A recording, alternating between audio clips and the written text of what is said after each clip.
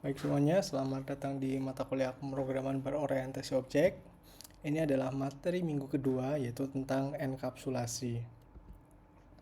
Baik, pada pertemuan sebelumnya kita telah belajar apa itu kelas dan objek, di mana kita sudah belajar juga apa itu atribut dan properties yang ada di dalam kelas, dan apa itu behavior atau prosedur atau function ataupun metode yang ada di dalam kelas. Serta kita telah belajar tentang prinsip-prinsip desain PBO ya, yaitu ada enkapsulasi, ada abstraksi, ada inheritance, dan ada polymorphism. Nah, untuk video ini kita akan belajar tentang enkapsulasi. Baik, untuk outline-nya adalah ini ya, ada 4 sub pokok bahasan yang harus kita pelajari. Yang pertama tentang access modifier atau juga disebut dengan visibility.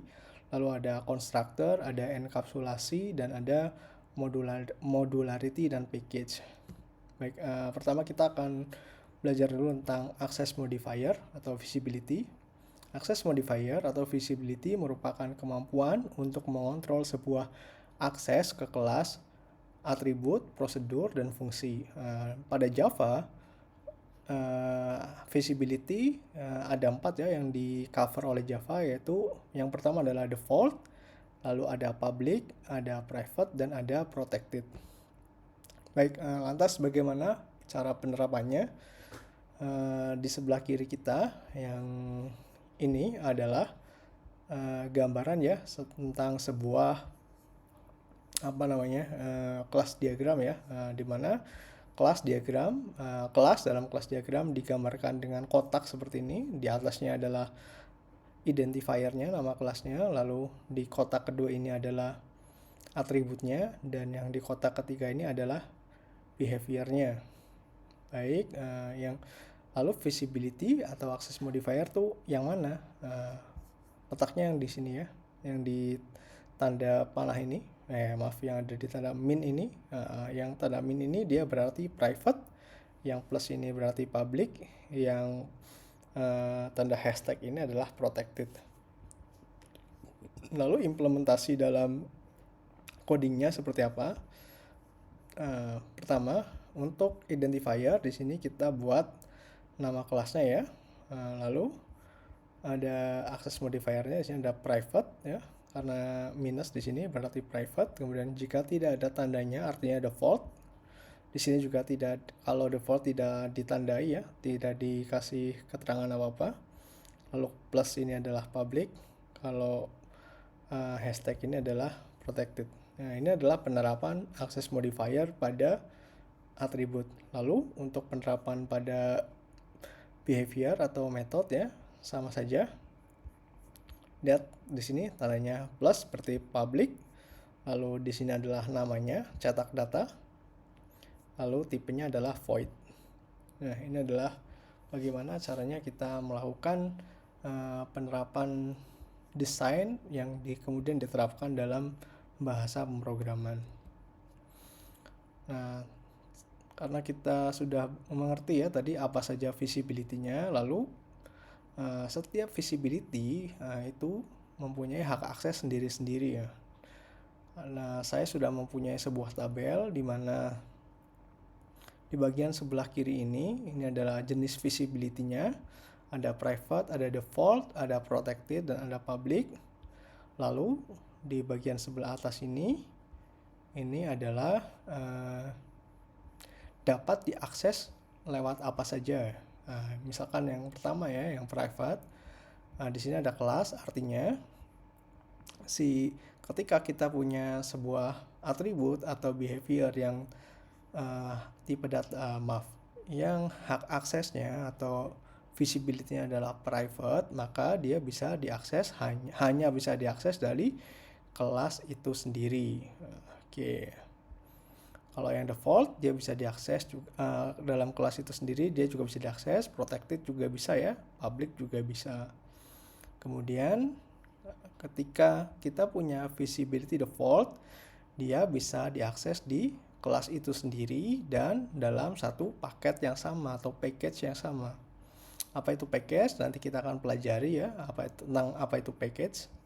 Kemudian ketika kita punya visibility protected atau hak aksesnya protected, maka atribut atau behavior tersebut hanya bisa diakses melalui kelas yang sama, dalam package yang sama, ataupun bisa melalui dalam subclassnya ya. Nah, kita kemarin telah belajar tentang inheritance ya, di mana ada parent class dan child class ya. Subclass itu adalah kelas turunannya ya. Kemudian ketika kita mempunyai atribut atau behavior yang mempunyai visibility public, maka atribut tersebut atau metode tersebut bisa diakses melalui kelas itu sendiri dalam package yang sama. Bisa juga diakses melalui kelas turunannya ataupun umum ya. Umum ini maksudnya bisa diakses lewat mana saja. Nah, oke, kita akan langsung masuk ke contoh saja. Sekarang kita sudah ada di IDE yang kita gunakan ya, namanya adalah IDE NetBeans. Kita buat project baru saja. Dan kita pilih yang Java with N, kita pilih yang Java application. Oke. Kita buat aja folder baru, kelas PBO. Nama projectnya adalah project minggu kedua. Finish ya. Nah, kita akan projectnya kosongan ya, masih kosong. Nah, sekarang kita akan membuktikan bagaimana caranya menerapkan ini dulu. Nah, kita punya sebuah kelas diagram, kemudian akan kita implementasikan menjadi kode Java ya. Nah, kelas diagramnya di sini adalah namanya mahasiswa. Oke, kita buat package dulu. Maaf, caranya pada source ini kita klik kanan, lalu kita pilih new, kita pilih package ya. Kasih nama package-nya, misal belajar Java. Oke. Nah, sekarang kita buat kelasnya tadi. Kelasnya adalah mahasiswa.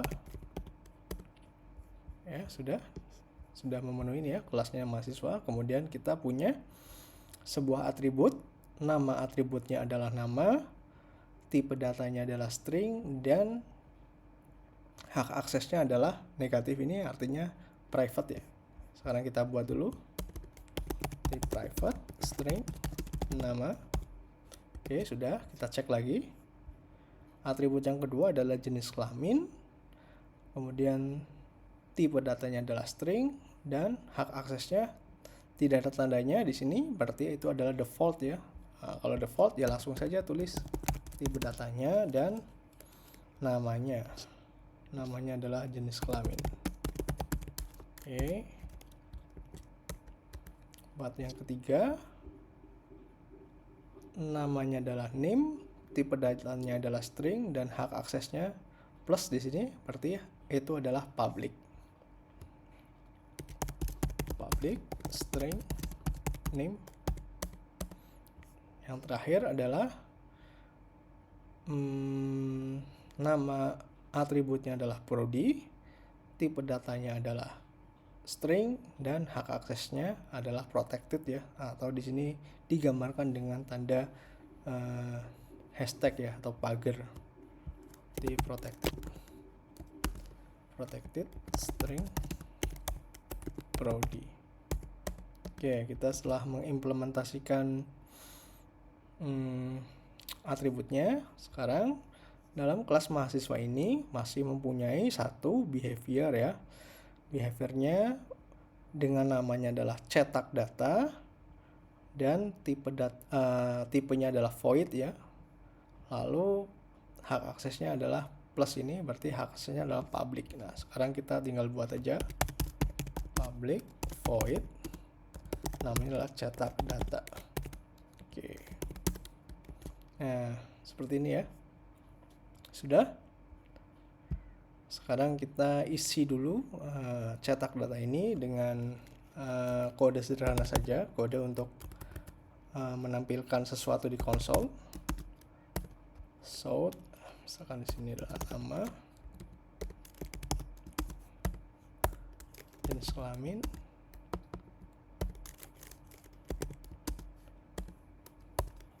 nim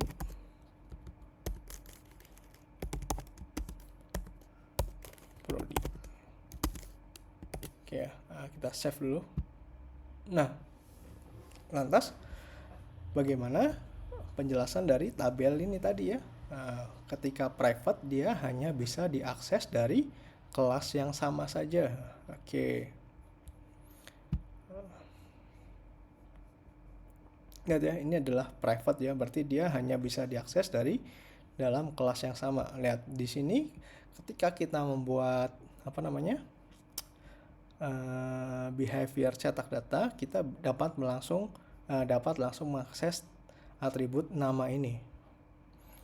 Jenis kelamin, NIM, dan prodi sama ya, karena lihat semua visibility ini dapat diakses dalam kelas yang sama ya. Nah, tapi private dia cuma satu aja nih, di paket yang di luar paket dia nggak bisa. Oke, kita coba buktikan ya. Kita buat package baru.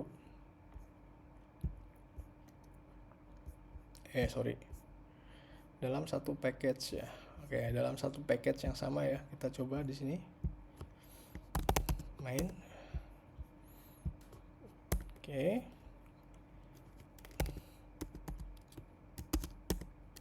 Kita buat function main-nya dulu. Sekarang kita panggil ya objeknya tadi.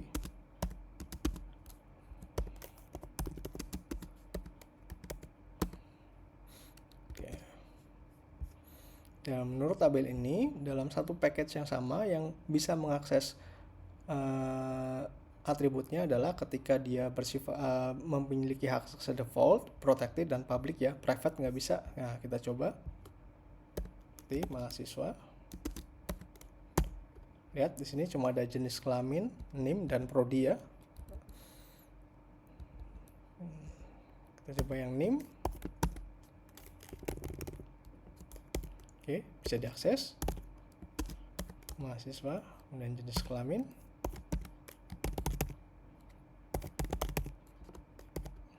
Bisa diakses ya, tidak terjadi error.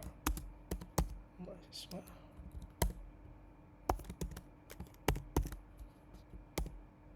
Ini juga bisa diakses ya. Nah, tapi ketika kita ingin men-set namanya,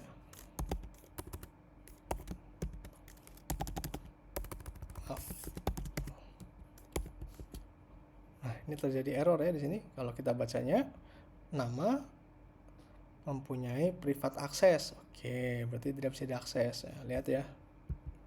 Di sini ya, yang hanya private tidak bisa diakses ya. Nah, berarti kita sudah membuktikan bahwa ketika dalam satu paket yang sama, kita hanya bisa mengakses default, protected, dan public seperti itu ya. Nah, sekarang kita akan coba bagaimana ketika kita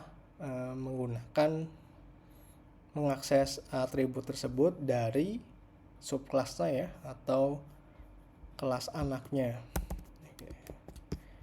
Oke, kita sekarang coba buat kelas baru, di mana itu adalah turunan kelas mahasiswa. Misal mahasiswa HM gitu ya. Mahasiswa Ormawa gitu. Finish. Nah, si mahasiswa Ormawa ini dia adalah turunan dari si kelas mahasiswanya. Oke. Nah, sekarang kita coba ya akses, apakah dia bisa diakses yang tadi, yang kelas yang private tadi.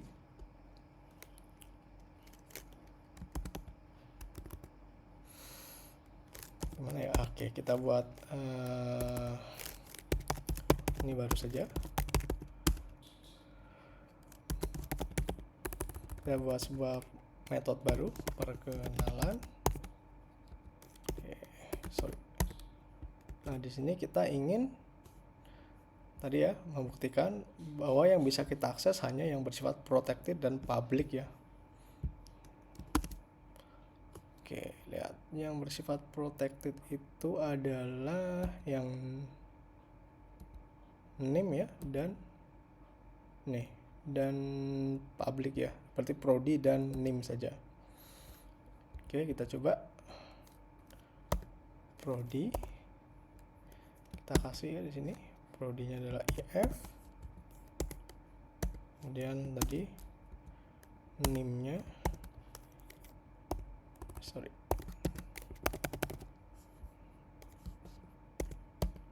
nah, kita coba jenis kelamin.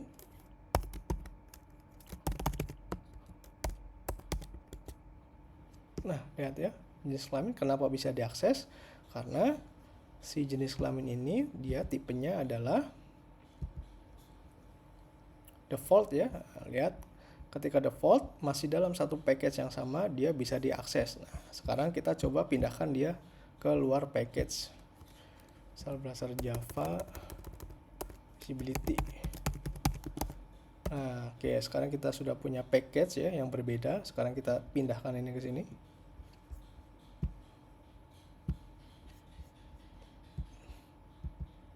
Lihat, si jenis kelamin ini dia menjadi error karena dia tidak bersifat public ya, tapi dia bersifat default sehingga dia tidak bisa diakses dari luar package.